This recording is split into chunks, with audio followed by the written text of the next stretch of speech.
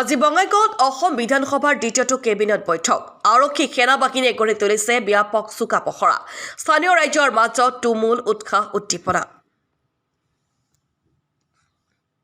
উত্তৰ পূৰ্বাঞ্চল তথা অসমৰ দুৱাৰমুখ ৰাজধানী দিছপুৰত অসম বিধানসভাৰ মন্ত্ৰীমণ্ডলৰ কেবিনেট বৈঠক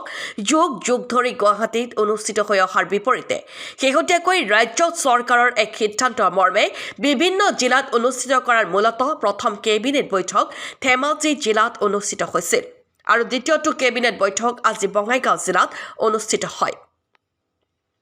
ইতিমধ্যে সমগ্ৰ জিলাখনত অসমৰ মুখ্যমন্ত্ৰীকে ধৰি সকলো মন্ত্ৰীমণ্ডলক আদৰণি জনোৱাৰ অৰ্থে সমগ্ৰ জিলাখনত সজাই পৰাই তোলা হৈছে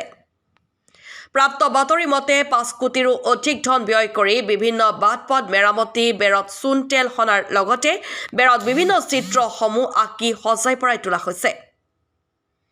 ইফালে আজি অনুষ্ঠিত হ'বলগীয়া কেবিনেট বৈঠকৰ পূৰ্বে ৰাতিপুৱা 10 বজাৰ পৰা 10:30 বজালৈ লাচিত দিৱস উপলক্ষে জিলা উপায়ুক্তৰ কাৰ্যালয়ত পৰ্যালোচনাৰ বৈঠক অনুষ্ঠিত কৰা হয় ৰাতিপুৱা 10:30 বজাৰ পৰা 11 বজালৈ ফিলিটেশ্যন প্ৰগ্ৰেম অনুষ্ঠিত হ'ব জিলা উপায়ুক্তৰ কাৰ্যালয়ত দুপৰীয়া 11 বজাৰ পৰা 12:30 বজালৈ জিলা উপায়ুক্তৰ কাৰ্যালয়ৰ সভাগৃহত অনুষ্ঠিত হ'ব মন্ত্ৰী মণ্ডলৰ উক্ত বিশেষ কেবিনেট বৈঠকখন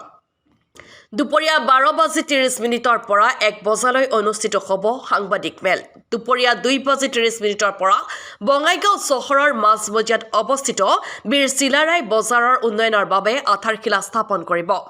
আবেলি 3 বজাত বীৰঝৰা ছোৱালী হাইস্কুল আৰু বীৰঝৰা ল'ৰাৰ হাইস্কুল দুখন বিদ্যালয় পৰিদৰ্শন কৰিব আবেলি 3:30 বজাত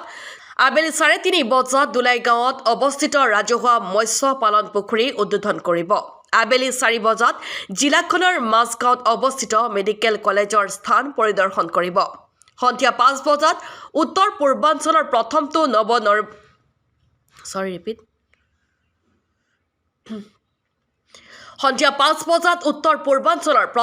নৱনিৰ্মিত নামনি অসমৰ বঙাইগাঁও চহৰৰ অভাৰব্ৰিজৰ ক্লক টাৱাৰ উদ্বোধন কৰিব সন্ধিয়া 5:30 বজাত ৰাইজৰ বাবে উৎসৰ্গিত ৰাজহুৱা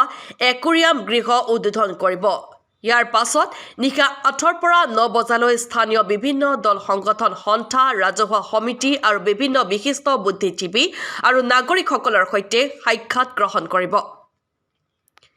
নিশা 9:15 বঙাইগাঁৱৰ দুলাইগাঁৱত অৱস্থিত বিসৰ্জন ঘাটত নৱনিৰ্মিত ৱাকিং জোন মুকলি কৰিব বুলি জানিবলৈ দিছে জিলা প্ৰশাসনে ইতিমধ্যে কেইবাজনো মন্ত্ৰী আৰু বিধায়ক